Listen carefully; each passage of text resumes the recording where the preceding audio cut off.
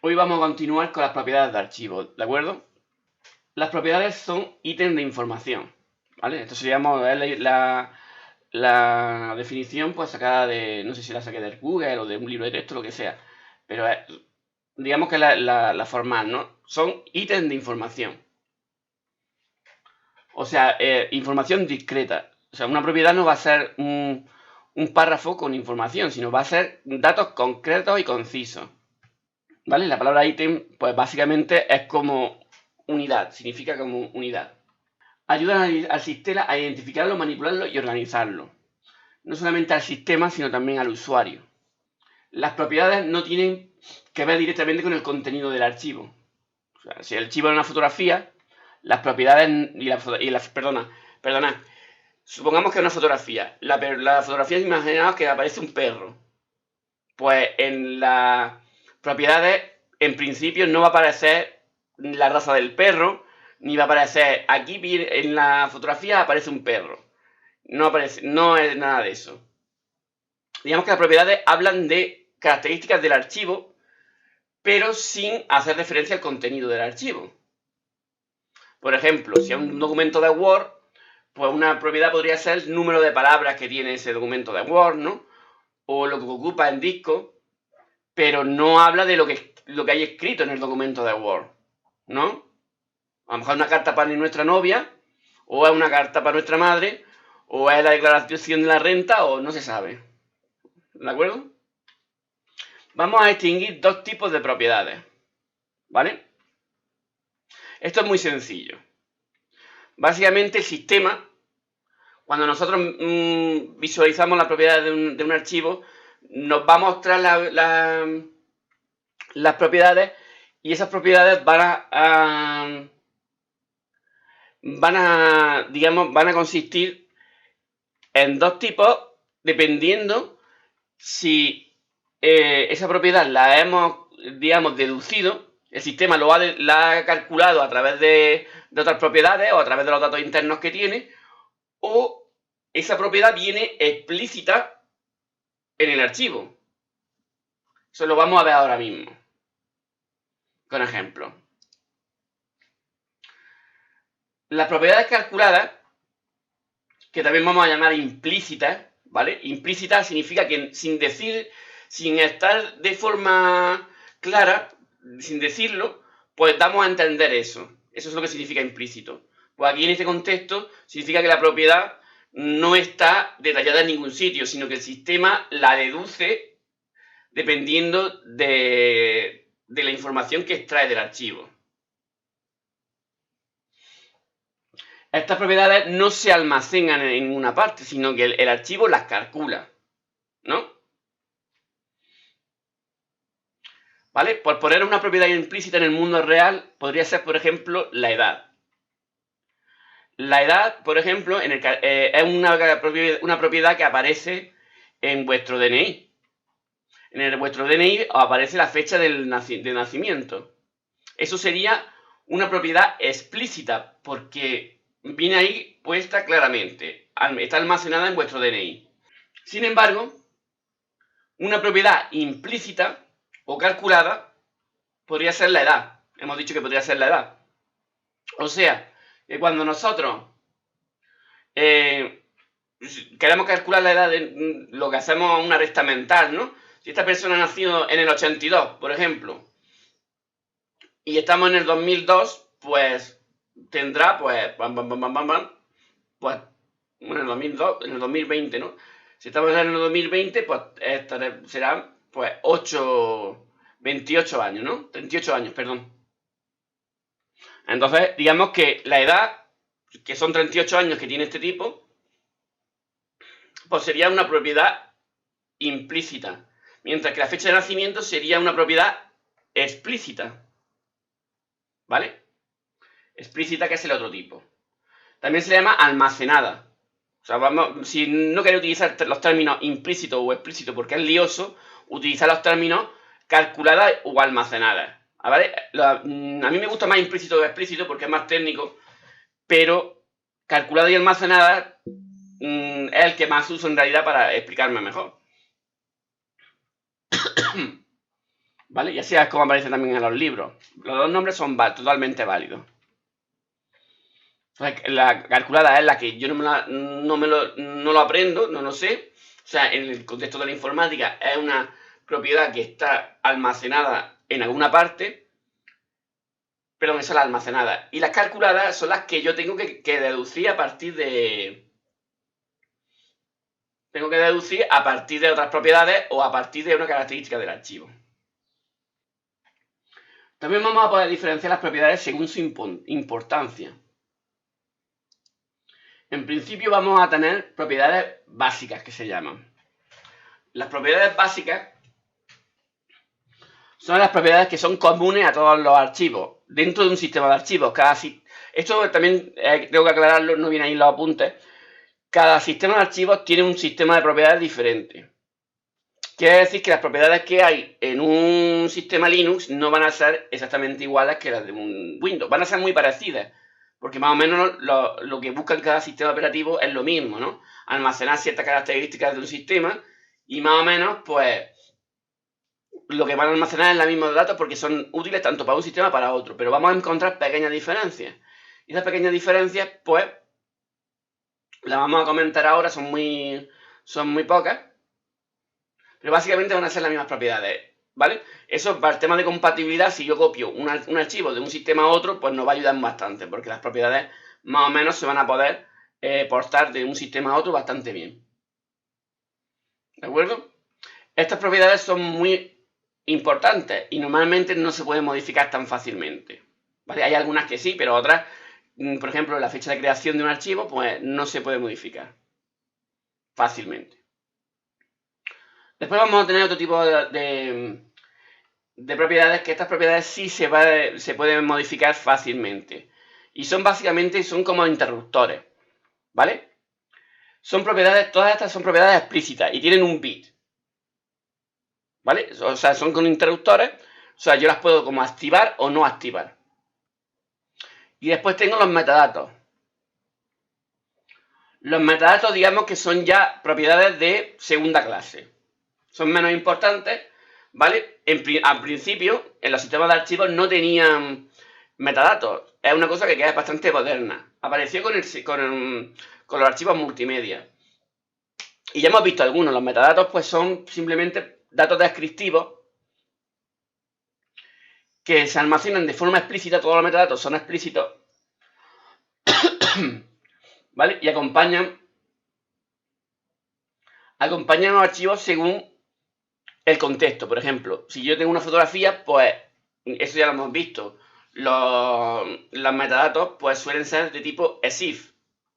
El EXIF es un estándar para que utilizan las cámaras fotográficas, que cuando vosotros hacéis una fotografía con una cámara digital, se guarda, por ejemplo, la ubicación, el tipo de cámara que se ha hecho, la exposición, datos de fotográficos, ¿no? Un MP3 pues podría ser el artista, el grupo, etcétera, etcétera, ¿vale? Esto ya vimos ejemplos en su momento. La primera propiedad que vamos a ver, ¿vale? El nombre de un archivo, ¿vale? La característica que tenemos que tener en cuenta es que es la única propiedad que se almacena en el directorio, que no se almacena en el mismo archivo ni en ninguna otra parte, sino en el directorio. En el directorio, recordemos que se almacena el nombre y la ubicación. Quiere decir que si perdemos el directorio, aunque recuperemos el archivo, no recuperamos su nombre. Es raro, pero es así. El nombre no está asociado al archivo, sino que está en el directorio donde se ubica el archivo. Bueno, pues vamos a ver con los tres tipos que hay de nombre. En Windows vamos a tener dos tipos de formatos de nombre. Tenemos el formato antiguo, que es el FAT16. El de FAT16 es un sistema de archivos antiguo que se utilizaba en los primeros Windows y en MS2. No, perdón, en los Windows nunca se ha utilizado, solamente en MS2. Esto digamos que esto es antidiluviano, ¿Por qué lo mencionamos siquiera? Si esto es una cosa que digamos que hace años que no se utiliza. Pues porque sí se utiliza. El nombre en este formato solamente puede tener 8 caracteres. Y además de 3 caracteres para la extensión. Además, esos caracteres no pueden ser ni comillas, ni asterisco, ni el símbolo de sumar, ni coma, ni barra, ni dos puntos, ni punto y coma, ni menor que, ni igual, ni mayor que, ni símbolo de interrogación, ni barra invertida, ni corchetes, ni el símbolo este que se llama tubería o pipeline, ni tampoco espacio. Esos digamos que son los caracteres prohibidos a la hora de ponerle el nombre. ¿Y por qué esos caracteres están prohibidos? ¿Por qué, por ejemplo, la arroba o la barra baja no están prohibidos y eso sí? Te voy a decir que no lo tienen todos los teclados, sí. O sea, no tiene sentido eso. ¿Que no tienen todos los teclados? No. Es mucho más sencillo. Fijaros bien en los caracteres. ¿Cómo? ¿En ningún comando? Es que te digo muy mal. ¿Qué comando utiliza esos símbolos? Ni el más, ni todo eso. ¿Cómo que no? ¿Cómo se hacen las redirecciones? Ah, bueno, hay una barra. Las barras se utilizan para direcciones. Las barras normales se utilizan para las opciones. El mayor que y el menor que se utiliza para otra cosa. Las corchetes se utilizan para qué se utilizan los corchetes. O se utiliza para otra cosa también que no hemos visto. Digamos que todos tienen su función. ¿Os acordáis que para borrar se utilizaba para los comodines a la hora de borrar se utilizaba el asterisco? Para meter cadenas de caracteres se utilizaba las comillas. Cada cosa de ahí tiene su función.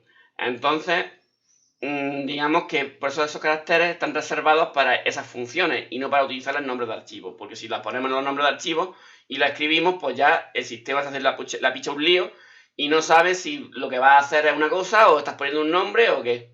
O sea, esos nombres pues no se ponen. ¿Vale? Este sistema es más moderno. Apareció a partir de los Windows y digamos que es el sistema que utiliza los sistemas de archivos FAT32 y NTFS, que son los que vamos a ver. Estos sí los vamos a ver. Este, digamos, el FAT16 es muy antiguo. Este no hace falta que lo veamos, ¿vale? Si queréis mirar cómo es, lo podéis mirar en la Wikipedia, que está muy bien el artículo que viene. Pero el FAT32 y el NTFS lo vamos a ver un poquito más en detalle. Y en este, digamos, tenemos 255 caracteres para escribir, ¿vale? Y aquí no nos obligan a que tengamos que utilizar 3 para la extensión.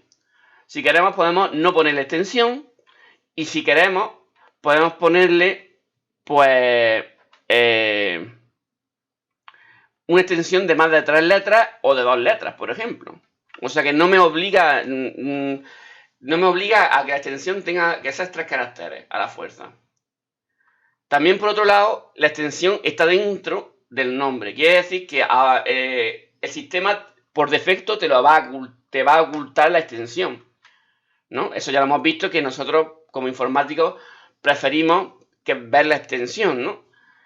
Pero para los muggers, pues digamos, se les oculta para que no tengan que lidiar con ella. Y la extensión, pues está...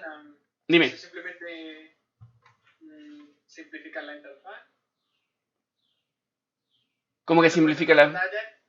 Estás diciendo que no le muestra los detalles, pero para simplificar la interfaz. No... Claro. A los iconos para que no aparezcan las extensiones, pero las extensiones están ahí. Están ocultas.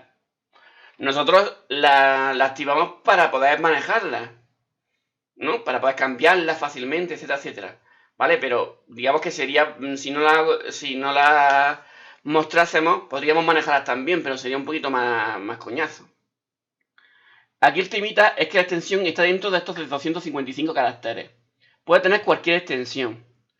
Son el nombre oficial que tienen estos sistemas. El sistema antiguo se llama SFN. Y este es, pues, lo contrario, ¿no? que los caracteres no permitidos para FAT32 y NTFS son los mismos que para los sistemas de Mac, OS X y GNU Linux, que siguen también un sistema muy parecido, ¿vale? Pero aquí ya no se llama LFN, porque digamos que es un formato que se ha utilizado desde los años 70, o sea, siempre han utilizado el mismo sistema y ya está. Y como nunca han utilizado extensiones, pues no hay, las extensiones no hay obligatoriedad a que la tengan ni nada para ello. Fijaos que para estos sistemas, tanto para el de Linux como para el de Windows, pues los caracteres son muchos menos los que son bastante menos los que no se pueden utilizar. Por ejemplo, los corchetes ya sí se pueden utilizar en los nombres. Y se puede utilizar, por ejemplo, pues el signo igual, ¿vale? Los puntos y comas, los comas, el símbolo más, ¿vale? Esas cosas no se podían utilizar antes en MS2, pero ahora en los sistemas modernos sí se pueden utilizar. ¿Por qué estamos hablando de FAT16, por ejemplo? Porque estamos hablando de este sistema antiguo. Esto digamos que no tiene relevancia en Macintosh, ni tampoco tiene relevancia en Linux, pero vamos a ver en Windows por qué. Tenemos aquí nuestro nombre. Nuestros nombres.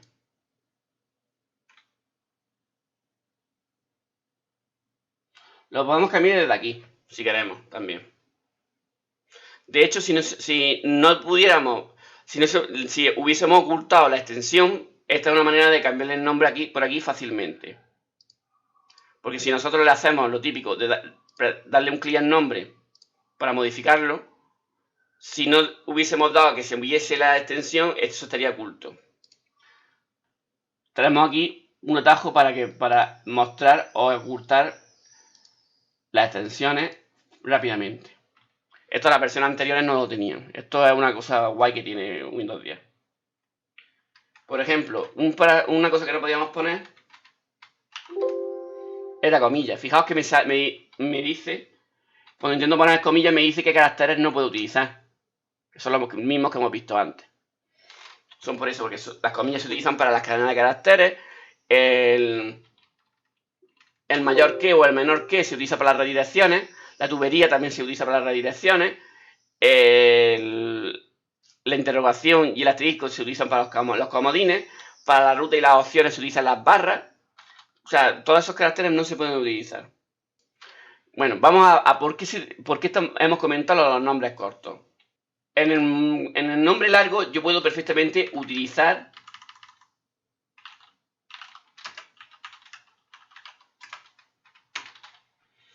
espacio. Porque ya habéis visto que en Linux hay que utilizar, en Linux y en Windows hay que utilizar comillas para meter la ruta y eso es un rollazo. A veces se prefiere utilizar el sistema antiguo. Y una cosa que tiene Windows es que el sistema antiguo es compatible con el nuevo. Quiere decir que los nombres tienen una forma antigua también. Todos los nombres modernos tienen su forma antigua también, compatible. Eso lo hacen por compatibilidad. Y muchas aplicaciones, en vez de trabajar con los nombres antiguos, modernos, trabajan con los nombres antiguos por comodidad también. ¿Cómo podemos ver esos nombres? Pues vamos a verlo en el terminal.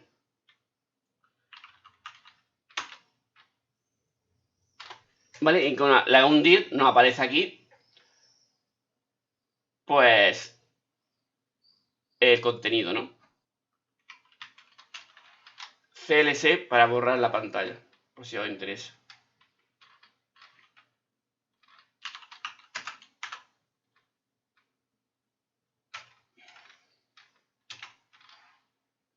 Aquí lo veis. Este es el nombre. Fijaos que cuando hay un carácter raro que no admite, fijaos que en el MS2 tampoco admite los acentos. Cuando tenemos aquí un nombre con un carácter raro o con un espacio, lo transforma, lo primero que lo pone en mayúsculas siempre. Los archivos siempre van a estar en mayúsculas. Y fijaos que lo pone, si son 8 caracteres, el nombre es con 8 caracteres. El nombre O sea, si el archivo tiene menos de 8 caracteres o 8 caracteres, lo deja tal cual, como pasa con esto. ¿Vale? Su nombre corto sería en mayúscula. Y los nombres que tienen un carácter raro, tienen más de 8 caracteres o tiene espacio, los capa. Le hace un tratamiento. Les pone, los deja en 6 caracteres. Eso para empezar. Después le pone el carácter virgulilla y después le pone un 1. Pero imagino que la carpeta con acento, hay otra que dice la carpeta sin acento. Como esta parte de aquí va a ser la misma, para diferenciarlo le va a poner aquí un 2. Y así sucesivamente. Vamos a crear una serie de archivos. Y vamos a ver esos archivos, qué hace con ellos. Vamos a crear una nueva carpeta que se va a llamar SFN. Pues voy a crear una serie de archivos.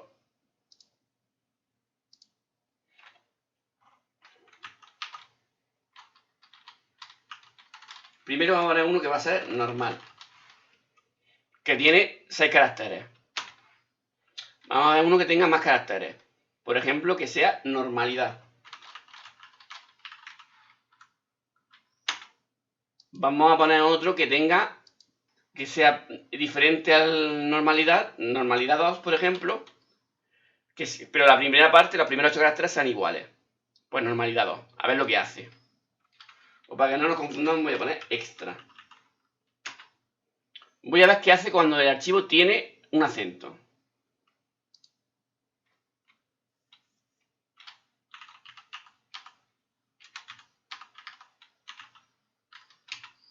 Y vamos a ver qué pasa cuando el archivo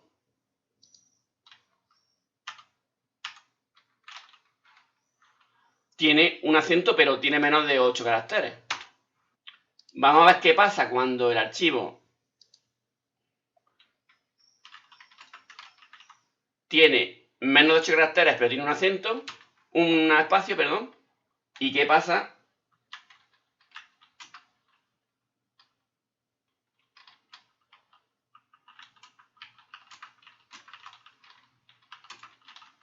cuando tiene varios acentos y tiene más de 8 caracteres?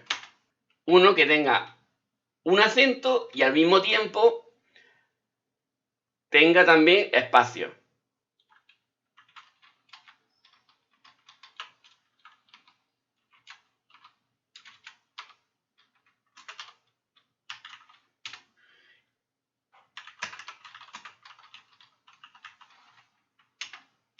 ¿Vale? Nos metemos en la carpeta en cuestión y le hacemos un dir /x y veamos, cuando el archivo es normal, pues el nombre es normal. Cuando el archivo es normalidad, tiene más de 8 caracteres, lo trunca. Lo trunca a los 6 caracteres y le pone la virgulilla y un 1. Cuando hay otro archivo que cumple digamos que haciendo esa operación es lo mismo, pues en vez de ponerle un 1 le pone un 2. Y así sucesivamente. Si tenemos normalidad 1, normalidad 2, normalidad 3, pues aquí tendríamos normal 1, normal 2, normal 3, etc. ¿Vale? No tiene por qué ser números. Normalidad A, normalidad B, normalidad C. Aquí sería normal 1, normal 2, normal 3. ¿Vale? Lo estoy pillando, ¿no? Sí, ahora sí, la verdad. Ya, aquí están todos los ejemplos. Con esto más o menos debéis de más o menos saber cómo se hace. Digamos que este es el fotograma clave. Fijaos qué pasa cuando tiene un acento. Se come la palabra la letra que no puede almacenar, que es el acento. Y después pone 1B, B, E. ¿Vale? Esto es porque quedaba muy pequeño, quedaba con dos letras y entonces pues la ha tenido que rellenar. Pero fijaos,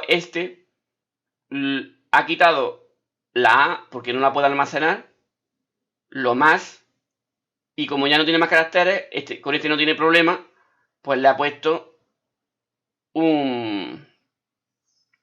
la virgulilla y el 1, ¿vale? Aquí no hace falta llenar los 6 caracteres.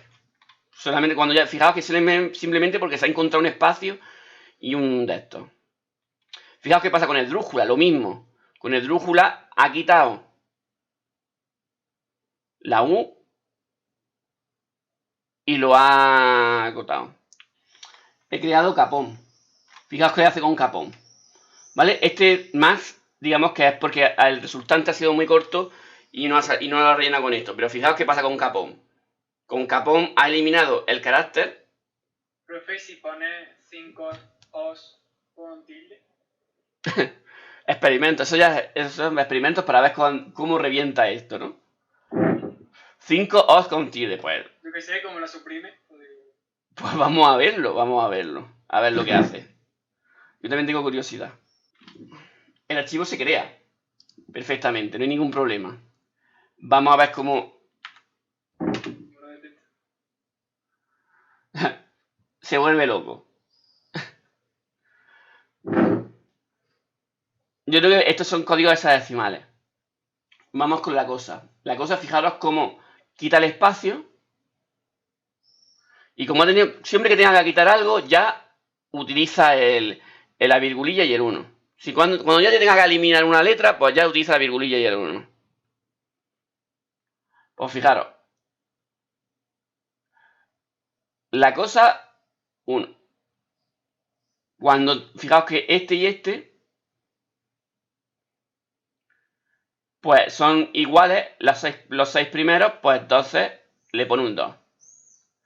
Fijaros aquí, pues la turra que os estoy dando, pues lo quito y ya está. ¿Veis? Aquí más o menos tenéis todos los casos. ¿Para qué es útil esto? Pues a la hora de programar, en los lenguajes de programación y en algunas opciones, eso seguramente habréis visto en algunas aplicaciones que aparecen este tipo de cosas. Si yo, por ejemplo, voy a hacer un dir a la unidad C. Perdón, la unidad C. Pues me aparece aquí todas las carpetas que tengo. Fijaos que estos tienen un nombre corto. ¿Vale? Entonces tú imaginaros que yo estoy aquí. Llego a la conclusión de que hacer esto, por ejemplo, program,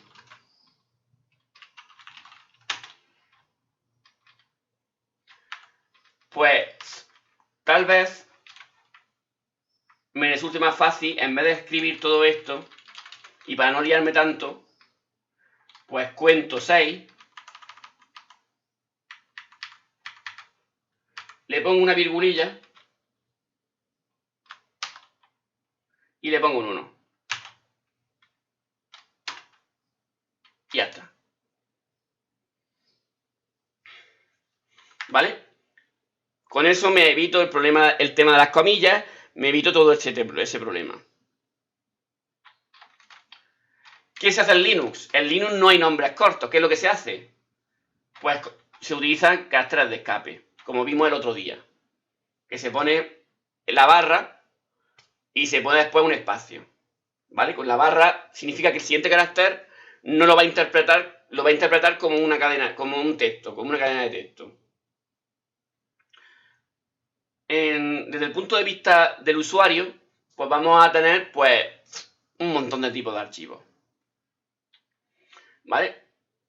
Si tú le preguntas cuántos tipos de archivos tiene, si lo preguntas a un Magel, pues te va a decir, pues, documentos de Word, PDF, imágenes, pero según el sistema operativo, desde el punto de vista de un programador, solamente hay 3 tipos de archivos. Y en el 4 si estamos en Linux. Estos tipos de archivos que definimos aquí como propiedad van a ser útiles para la asociación de archivos y la apertura automática. O sea, tiene sentido en un entorno de texto. Y si yo estoy aquí y aquí le hago doble clic, se abre el archivo. Vamos a crear una asociación de archivos. pues voy a crear un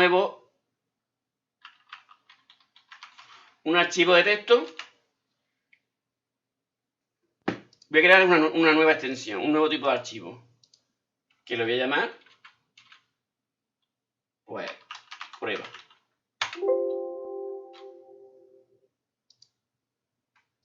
¿Vale? Me protesta y me lo pone en blanco porque no hay una asociación, no hay ninguna aplicación para este archivo. Pues voy a crearla. Pues básicamente lo que hago es que si no está asociado, pues me va a aparecer aquí un abrir con. Si está ya asociado, como por ejemplo en este caso, pues el abrir con no está como opción por defecto, sino que me viene aquí un poco relegada hacia abajo. ¿Vale? Si quiero crear una nueva asociación a este archivo, pues me voy aquí. Y le doy aquí, y ya si le doy aquí y le doy aquí, me lo va a abrir siempre con este programa en vez de que con este. Estoy cambiando la asociación de archivos. ¿Vale? Si quiero crear una nueva asociación de archivos, pues hago esto. Busco ahora cómo quiero abrirlo. Lo quiero abrir con el Notepad.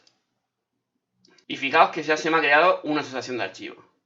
O sea, simplemente comodidad del usuario. Si no hubiera asociación de archivos, ¿qué tendría que hacer el usuario para leer estos archivos? Pues inicia el Notepad y le da aquí a abrir.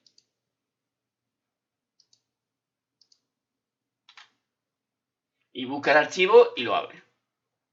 Como esto es un rollo, no es rápido, por eso se hacen las asociaciones de archivos. Que soy muy tiquismiqui y yo quiero... Esto no me gusta nada. Esto que haya aquí una asociación... Esto me lo acabo de inventar, pero yo no quiero que esto se quede. ¿Qué es lo que tengo que hacer? Pongo en el buscador asociación y me aparece elegir una aplicación predeterminada para cada tipo de archivo. Si le doy ahí... ¿Vale? Si nosotros nos metemos en el editor de registro, recordemos que el editor de registro, también si lo ponemos aquí en el buscador, editor de registro, nos aparece más pronto que antes.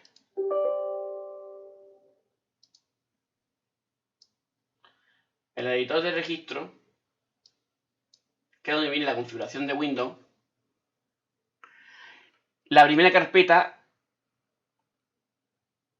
pues ahí es donde están todas las extensiones registradas. Quiere decir que aquí tiene que estar la extensión que acabamos de nosotros de crear, que es prueba. Nada más que vienen por orden alfabético. Aquí está. Fijaos que incluso ha creado otra más para que se pueda crear. Esto la verdad es que creo que tiene tal relación con el terminal, yo qué sé. Pero digamos que esta es la nuestra. ¿Y qué hay aquí? Pues seguramente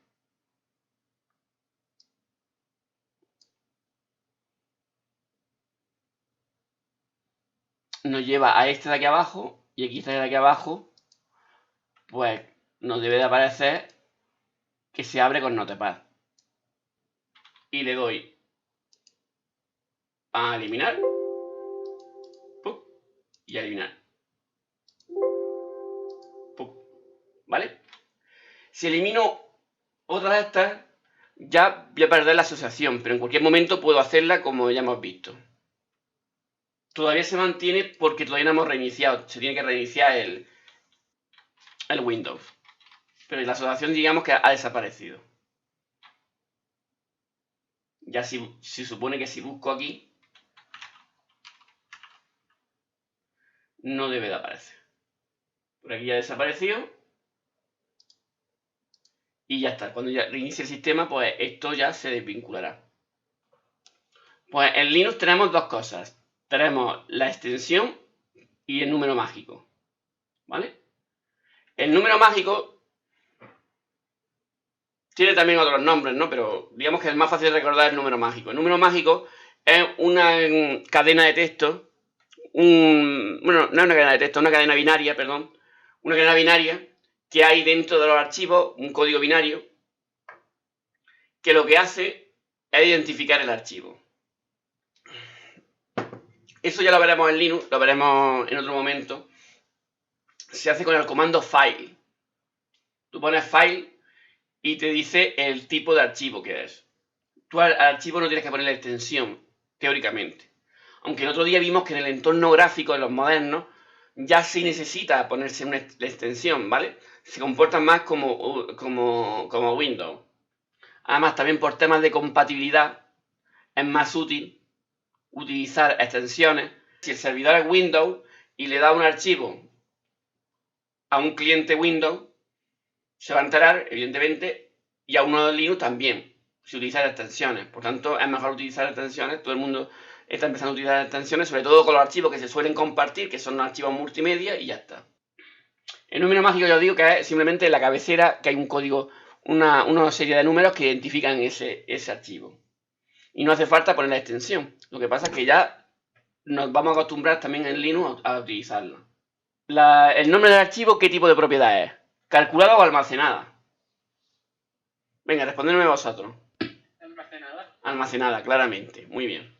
Tipo de archivo. La otra. No, nene. Tipo de archivo. Si te estamos hablando de extensiones y de números mágicos que se almacenan dentro del archivo. No es calculada, es almacenada también. El tamaño del archivo. Almacenada. Almacenada. Calculada. Lo que hace es contar cuántos bloques, cuántos espacios de memoria. Y eso se puede ver cuando el archivo es muy grande, que no lo hace inmediatamente, sino que va contándolo. No hay ningún sitio donde diga cuánto ocupa el S, sino que lo calcula cuando lo quiere mostrar. Esdrújula, vamos a ver. Este archivo dummy.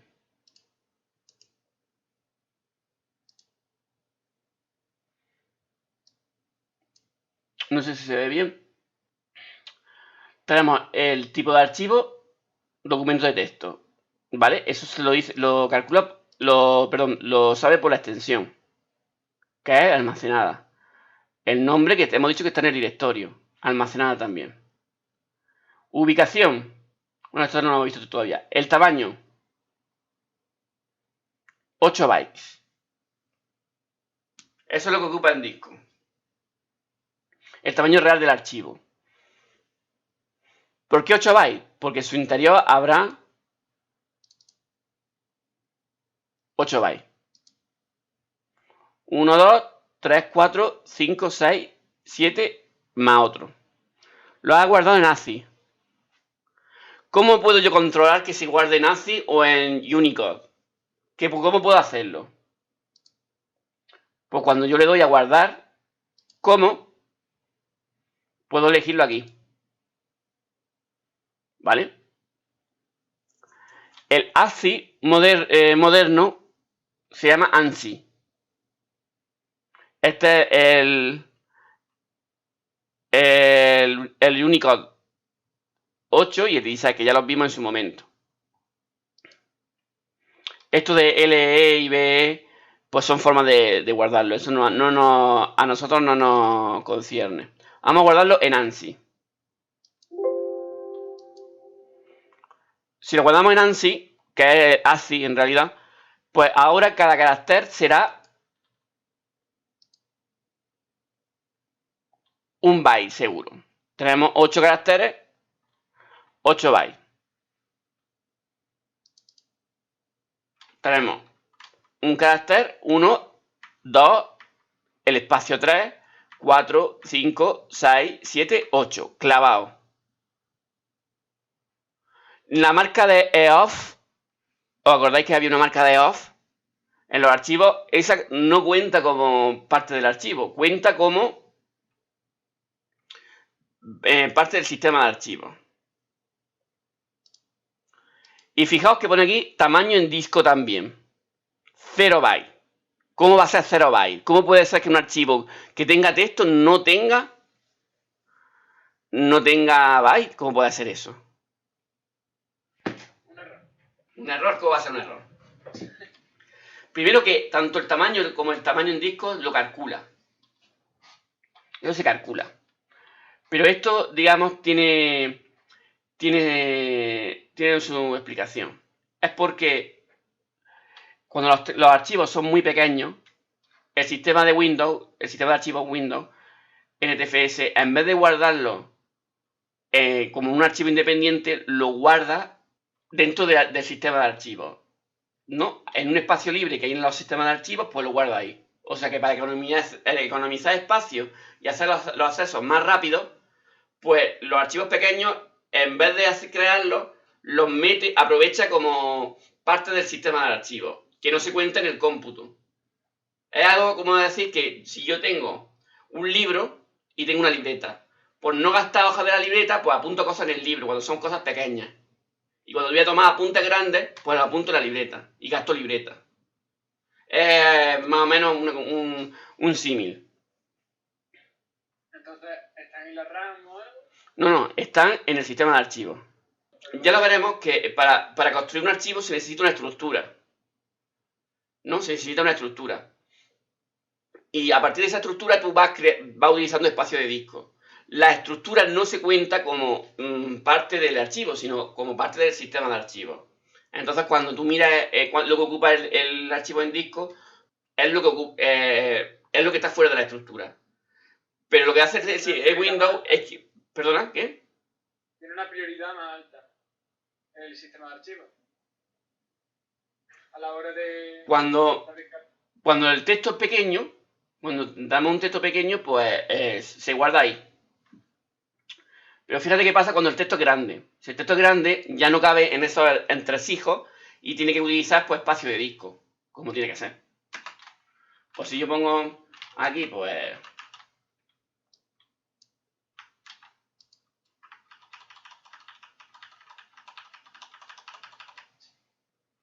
fijaos que ya se ocupa espacio del disco.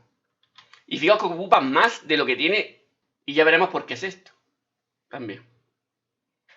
En principio lo que nos vamos a quedar ahora es que el tamaño es lo que ocupa el archivo teóricamente. Y después lo que ocupa el disco, lo que nosotros hemos gastado de disco para almacenarlo, pues es eso.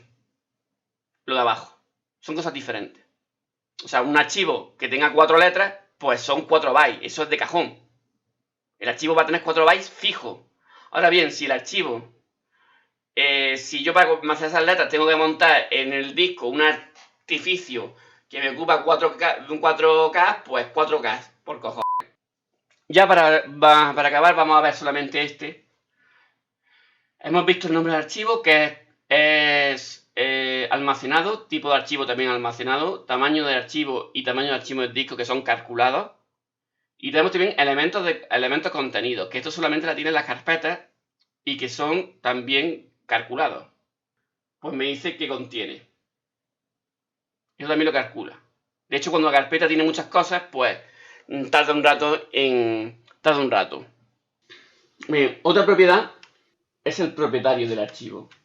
¿Vale? El propietario del archivo es quien creó ese archivo. Y eso pues lo vamos a tener en detalle, lo vamos a tener aquí. Fijaos, mi ordenador le puse el nombre de Night City.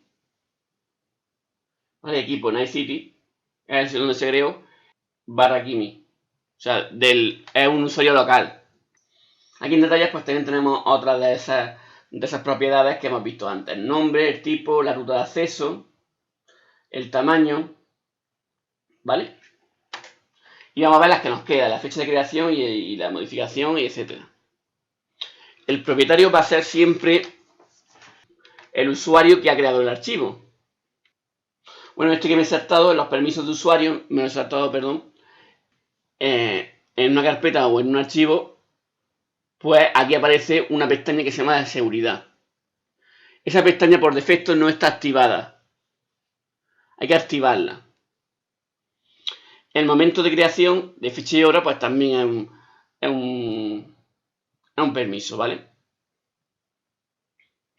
El momento de la última modificación es otro y el momento del último acceso es otro. El momento de creación, digamos, es cuando nosotros creamos el archivo, pues se marca ahí la fecha de creación. Esto, digamos que con ciertos programas concretos se puede cambiar. pero digamos que el sistema a priori no te deja cambiarlo.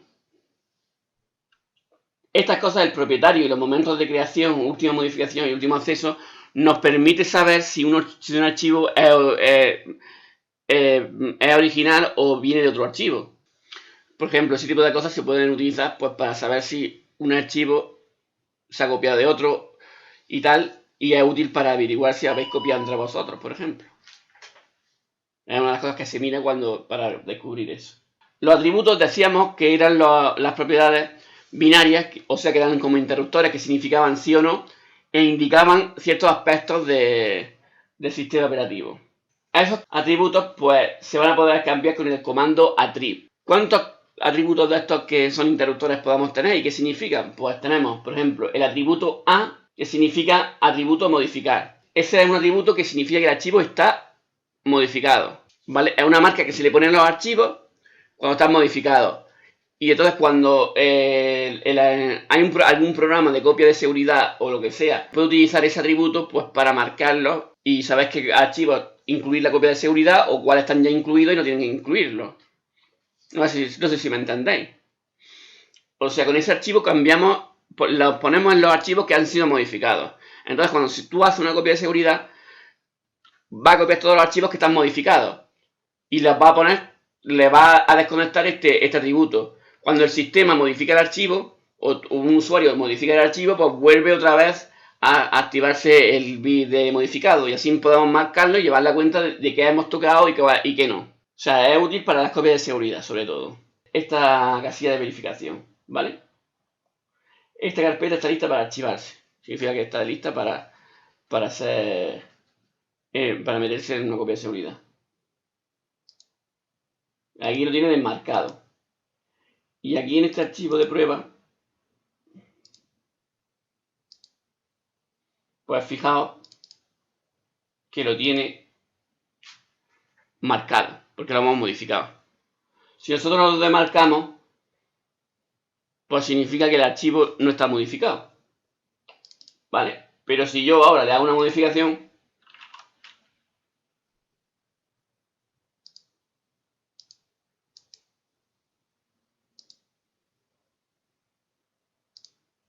vuelve a activarse. Así también puedo saber si algún archivo, si soy muy paranoico, pues puedo saber si un archivo alguien lo ha modificado o no lo ha modificado. El atributo indizado. ¿Qué significa la palabra indizar? Pues bien, la palabra indizar es lo que nosotros comúnmente llamamos indexar.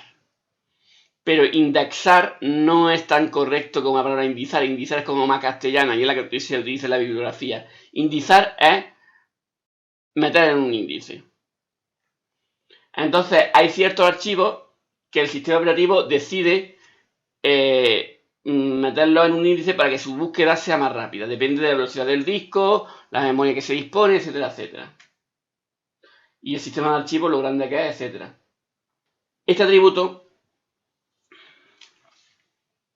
viene de hidden, ¿no? Significa oculto. Es el atributo que hace invisible las carpetas y los archivos. Pero eso no, que sean ocultos no quiere decir que sean inaccesibles, simplemente los oculta. Yo este archivo lo quiero ocultar, pues simplemente le doy aquí a oculto y punto.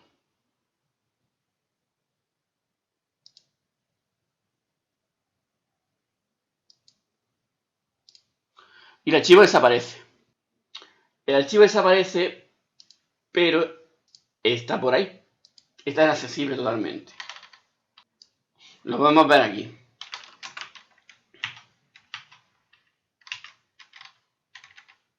Si yo aquí hago un dir, pues no me aparece el archivo corto, porque está oculto. Evidentemente, pero el archivo está ahí. ¿Os acordáis cómo se veía el contenido de un archivo? Era con el comando type. Oculto. Si yo me sé el nombre, puedo acceder a su contenido fácilmente, ¿vale? También se puede hacer con las carpetas. ¿Cómo lo puedo yo otra vez volver a verlo? Pues desde el sistema gráfico. Perdona, que se me estoy haciendo la picha un lío. Aquí. Elementos ocultos. Le doy aquí y lo veo. Así que fijaos qué fácil es descubrirlo. O sea que esto realmente no es una herramienta para ocultar un archivo a alguien, sino que más bien es una herramienta para que tú no veas algo que no te interesa ver. Por ejemplo, si yo tengo muchos archivos de configuración y tal, pues no me conviene ver y no quiero verlos tanto, pues simplemente pues para ocultarlos por temas estéticos o por temas prácticos, pues con este archivo lo puedo ocultar. Pero fijaos que no me hace inaccesible el archivo pues puedo verlo perfectamente y después me meto aquí y se lo quito y ya está. Y se vuelve otra vez visible. Pongo el comando attrib, pongo lo que quiero hacer, ¿vale? Si quiero activar un bit de un atributo, tengo que poner el signo más. Y si quiero desactivarlo, tengo que poner el símbolo menos. ¿Vale? Entonces supongamos que yo lo que quiero, que yo tengo una carpeta que se llama películas comprometidas.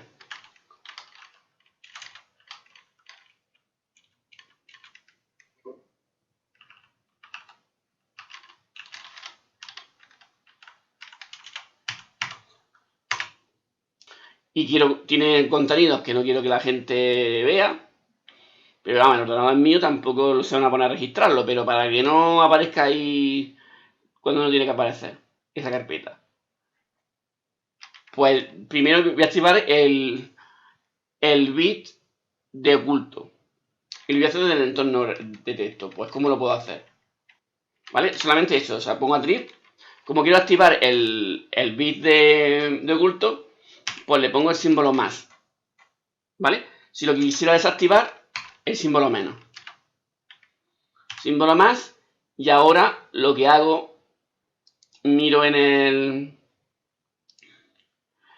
la letra que viene aquí. ¿Vale? La que quiero activar es la H. ¿Vale? Película comprometida. Pues con el nombre corto sería peli Q sin acento.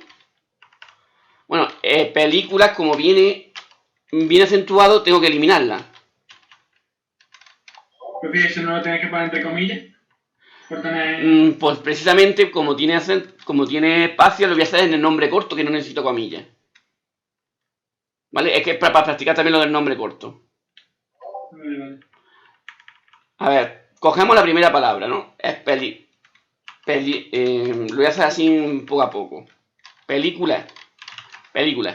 Como tiene la primera palabra, tiene ya un acento, este carácter no lo va a leer. ¿Vale? Y lo va a truncar a 6. Pues 1, 2, 3, 4, 5 y 6. Quiere decir que se queda aquí. Ahora pone una virgulilla y un 1. Y ya está, esto debería de funcionar. ¿Vale? Ahí parece que lo ha hecho sin protestar ni nada. Fijaos que en películas comprometidas se ha puesto, no sé si se ve bien, se ha puesto traslúcido. Creo que eso cuando le quitas después, ahora el modo este de ver... No, claro. Se quita. Exactamente. Hala. Pero ya ves, cualquiera que sospeche que haya ahí algo, pues se viene aquí, ping y ping. ¿Vale? Para desactivarlo, así sería. ¿Vale? Vale, que es más fácil coger así y hacerlo así. Pero hay que saber hacerlo de las dos maneras. El atributo R, que es de solo lectura, que es este de aquí, por ejemplo.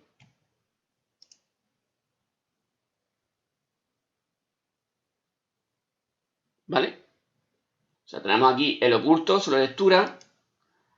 indizado y modificado. Esos son los 4, digamos, principales. Pues bien, hay uno que no aparece aquí en la lista. Y es también muy importante. Es el archivo de sistema. Los archivos de sistema son aquellos que están marcados de esta forma para que sean, digamos, tan protegidos para que el usuario no se los pueda modificar ni cargar. ¿Vale? Esto, digamos, que no aparece ahí en la pestaña de propiedades porque, digamos, el usuario no tiene por qué utilizarlo. Pero desde el punto desde la consola de comandos podemos. Vamos a hacerlo de hecho.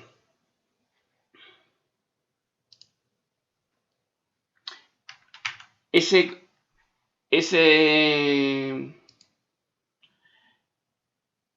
atributo es con la S de archivo de sistema. Son fáciles de recordar porque más o menos tienden a la inicial de lo que hacen, ¿no? En inglés. Archive, de archivar, y el de indizar, index, y H de ocultar, hide, ¿no? Hidden, read only, sería R, y system, el de sistema. Pues bien, vamos a ocultar oculto, lo vamos a ocultar 2 veces. Vamos a ponerlo con nuestro comando attrib.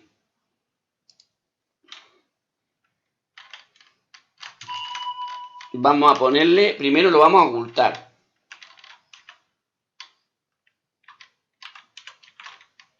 ¿Vale? Y también lo vamos a convertir de sistema. Perdona, es que me confunde con Linux, que el Linux es así. Así.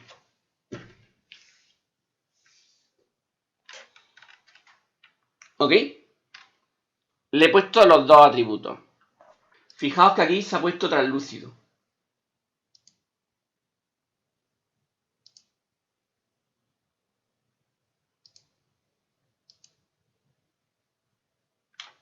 ¿Vale? Y si yo le doy aquí a propiedades, pues me viene marcado pues oculto. Pero fijaos que es un oculto que yo no lo puedo quitar. Porque es un oculto de sistema. Solo lo puedo quitar desde attrib. ¿Vale? O sea que este tipo de cosas pues no la puedo modificar. Si lo miro en detalle, pues fijaos, me vienen aquí todos los atributos que están activados. El A, que es modificado, el S, que es de sistema, y el H, que es oculto. De hecho, lo que normalmente ocurre es que yo lo tengo cambiado.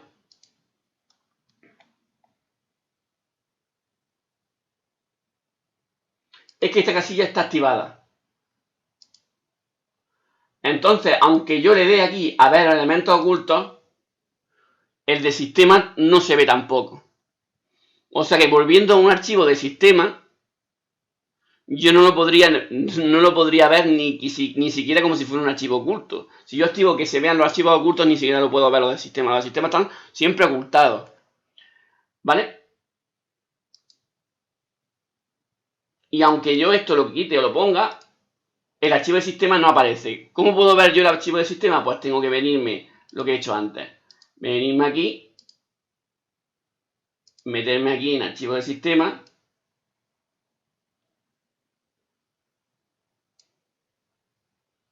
Ocultar archivo del sistema y quitarlos. Fijaos que me da un aviso porque es una cosa peligrosa. Y ya me aparece oculto. ¿Vale? Y ya pues si quiero lo puedo modificar y tal. ¿Ok? O sea que tengo 2 maneras de ocultarlo. Ocultarlo como archivo oculto y ocultarlo como archivo de sistema. ¿Vale? Ya que estamos con oculto, vamos a ponerle todos los atributos. Pues ¿cuáles faltarían? Hemos hecho el S. Se los podemos poner así porque se pueden sobreescribir. Si ya no están activados, pues no hace nada.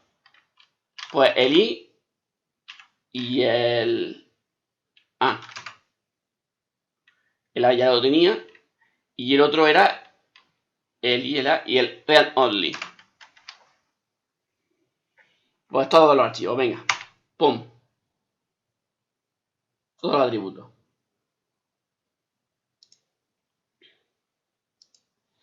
Y ahora si a este le miro las propiedades, pues están aquí todos los atributos. Pues bien, quedan otros dos. Estos atributos son especiales, son más modernos y solamente se les llama atributos NTFS. Porque solamente son posibles, solamente existen en el sistema NTFS. Uno de ellos se llama compresión y no se hace con el comando attrib, sino se hace con el comando compact. Comando compact que viene de compactar. Bueno, voy a compactar oculto, perdón. Pues le doy a compact para comprimirlo. Le doy a /C, que significa compactar. ¿Vale? Eso es lo que he mirado antes en la ayuda. Esta es la sintaxis. O sea, le permite hacer bastantes más cosas, ¿no? Pero solamente lo vamos a ver lo básico. Compactar y el nombre del archivo, que va a ser oculto. ¿Vale? Se ha comprimido, pero como el archivo es muy pequeño y es de texto, pues básicamente lo ha comprimido a 1 a 1. O sea que la compresión es 0. O sea, no ha comprimido nada. Vamos a ver cómo se manifiesta eso aquí. Fijaos que al archivo le apareció aquí un simbolito, ¿vale? Esto quiere decir comprimido. Si miramos aquí las propiedades y nos metemos aquí avanzados, vemos que este bit está comprimido. Esos archivos más grandes, pues comprime bastante. Y uno puede pensar, pues ya está, si yo tengo 500 GB y los tengo ya a tope, pues le doy aquí a comprimir y se puede reducir. La verdad es que se puede reducir bastante. Pero esto de comprimir tiene un problema. Que los accesos se hacen muchísimo más lentos. Porque cada vez que accedo yo a un archivo, se va a tener que comprimir. Entonces, si empiezo a hacer esto con archivos de sistema, por ejemplo, pues le he cagado. En general, yo recomendaría que si no hace falta, no se comprimiese. Pero a lo mejor hay datos antiguos o una carpeta de datos antiguos de fotografías que no mira apenas, pues comprimirlo a lo mejor es una buena idea para economizar espacio. Podemos incluso hacer una cosilla. Podemos coger otra vez aquí en opciones de carpeta y hacer que, poniendo aquí, mostrar los archivos NTFS comprimidos o cifrados. Y fijaos que el nombre se me pone azul. Y así ya se remarca muchísimo más que el archivo está comprimido. Yo no me acuerdo si así aquí en detalle aparecía así. Aparece una C de que está comprimido. El último atributo que vamos a ver en Windows es el cifrado. ¿Vale? Con el comando cipher. Bueno, antes vamos a descomprimir oculto. Antes de practicarlo. Lo vamos a hacer desde la consola. Para descompactar, pues se hace con un de descompactar, un en inglés. Con los discos duros que tú en una prueba forense lo que sea los coges y tú puedes perfectamente, aunque esté protegido con contraseña el usuario, tú puedes acceder a ellos. Si tú lo que quieres es protegerlo con contraseña, que no solamente desde tu equipo se puedan acceder a esos archivos, ¿vale? Y si mi usuario se pierde, pues los archivos son inaccesibles. Eso se puede hacer poniendo una contraseña. La contraseña, pues se cifran y la contraseña de tu usuario es la contraseña de descifrado. Entonces no hay cojones de acceder a esos archivos si no saben tu contraseña. Bueno, pues para cifrar tan solo tengo que venirme aquí y, como habéis adivinado, darle a este. O utilizar el comando cipher. Es lo mismo que hemos visto antes. Cuando le doy, fijaos que me dice cifrar. ¿Qué cifro? ¿El archivo o también la carpeta contenedora? Pues solamente vamos a cifrar el archivo esta vez. Ah, vale, esta es como solo lectura. Está marcado como solo lectura porque le he puesto el atributo read only. Pues puedo omitir. Si hay varias operaciones, pues omite esta. Intentar de nuevo. Volver a intentarlo. Lo voy a dejar así pausado y voy a meterme aquí y de Strangis.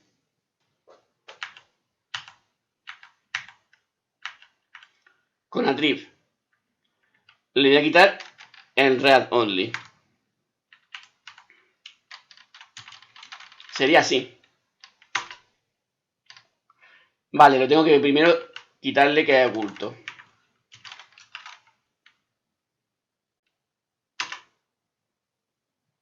Primero tengo que quitarle que es del sistema. Fijaos que cuántas movidas tengo que hacer.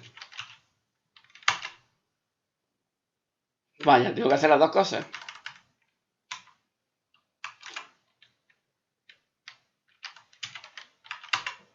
Ahora.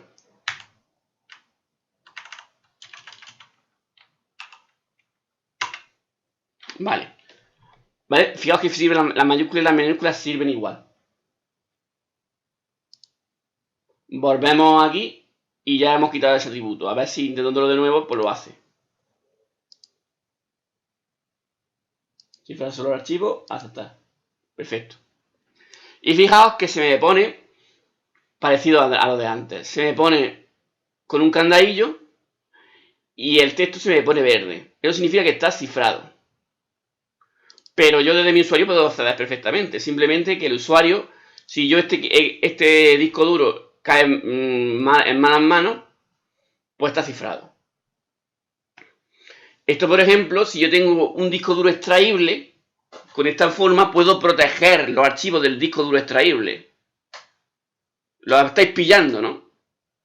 Pregunta de examen. ¿Cómo puedo proteger los datos de un disco duro extraíble? Cifrándolo. Con el atributo cifrado. En detalle, el cifrado me viene con la letra E, que significa encode, que es codificado. No le han puesto C porque la C ya está de compact, de comprimido. Habéis pillado el temita, ¿no? Pues bien, en el examen de esto, muy posiblemente os diré cómo puedo hacer esto y vosotros me tendréis que contestar qué tipo de atributos tengo que activar para conseguirlo. ¿Vale? Con una respuesta creativa. Algo así como, ¿cómo podrías proteger esto? Pues dice, pues ocultándolo. ¿O cómo podría proteger en estas circunstancias? Pues cifrándolo. ¿Vale? Yo no puedo ocultar un archivo y comprimirlo al mismo tiempo. Quiere decir que yo estas dos casillas no las puedo marcar nunca al mismo tiempo. O es una o es la otra. Tendrían que haber puesto aquí un punto de esos de... Aquí me dice con qué clave estoy utilizando. Fijaos que esta es la huella digital con la que estoy codificando. ¿Vale? Para pillarla, para adivinarla. Esa es la clave con la que estoy descifrándolo. ¿Vale? Y está asociado a mi usuario Kimi. Y fijaos que aquí no hay ningún certificado de recuperación. ¿Vale? ¿Por qué? Porque estoy utilizando un método asimétrico. Asimétrico es cuando hay irreversible. Por ejemplo, en las contraseñas se suele utilizar un método irreversible. O sea que yo utilizo lo que se llama un una huella digital que proviene de un password. Pero yo el password nunca lo puedo adivinar a través de la huella digital. Eso es irreversible, que es asimétrico. Si yo lo hiciera simétrico, a partir de la huella digital podría calcular, podría adivinar el password. Puede borrar la huella digital, pero no puede reconstruir tu contraseña a través de la huella digital que tú tienes, ¿vale? Los otros atributos, pues, son los de Linux. Estos se cambian con el comando chattr. Por falta de tiempo no lo vamos a ver, solamente vamos a ver los de Windows. Pero son 3/4 de lo mismo. No quiero entrar tampoco mucho en detalle de los atributos. Y ya para terminar, Javier, solamente comentaros el último tipo que íbamos a ver, que es el de los metadatos. Los metadatos, pues, iban a ser muchísimos atributos random que van a tener los archivos, ¿no? Pues, para visualizarlos, pues vamos a utilizar la pestaña esta de detalles. Aquí es donde van a estar todos los atributos. Todos los atributos tipo metadatos. Un metadato, pues, en verdad es un sinónimo de propiedad, metadato, pero bueno, se supone que las propiedades básicas son unas y los metadatos son otros. Los metadatos son como más secundarios. Y bueno, y aparecerían aquí. En los archivos de texto no suele haber, pero en los documentos, vamos a venirnos aquí a música.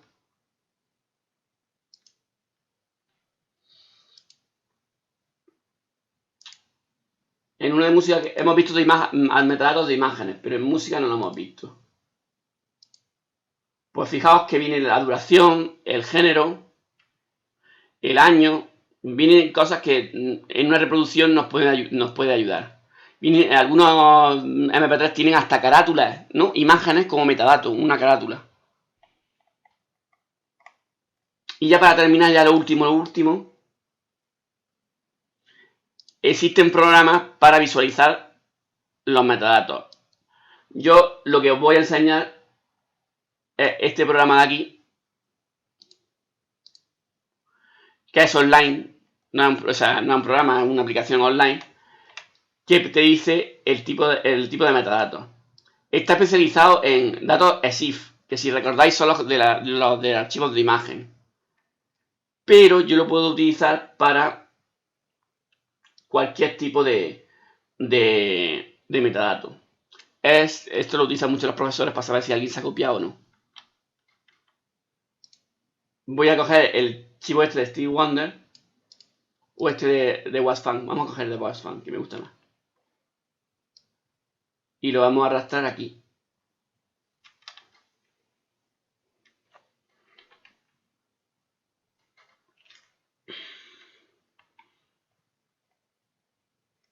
Was Funk, el nombre, tamaño, me dice también las propiedades normales, claro. El tipo de archivo, el tipo de la extensión que tiene. Fijaros que no es lo mismo el tipo de archivo que la extensión.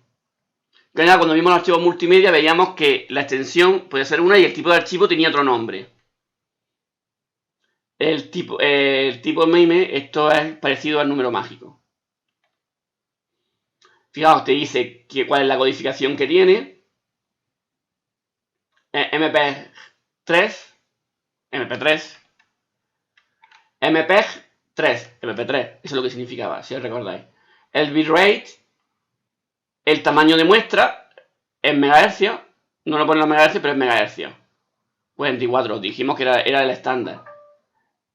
Los canales en estéreo, o sea, 2 canales. Aquí fijaos que tiene otro tipo de cosas. Énfasis, que son cosas de edición de audio, que yo no las controlo mucho, la verdad. La profundidad, 32. El códec que se ha utilizado para codificarlo. La duración, el audio y fijaos. La cabecera. La cabecera de audio. Y aquí pues tenemos, fijaos, cuánta información podemos tener. Algunas se pueden saber lo que es, otras, por ejemplo, esto no tengo ni idea. Fijaos todos los metadatos que tiene el archivo. Además, una cosa que tiene es muy útil esta página, que yo la pondría dentro de mi caja de herramientas de informático. Tiene también un convertidor. O sea, si tú le das aquí, te lleva a un convertidor. Y el convertidor te lo convierte en cualquier tipo de formato. Pero también está para todos los demás formatos multimedia. Pues venga, nos despedimos, nene.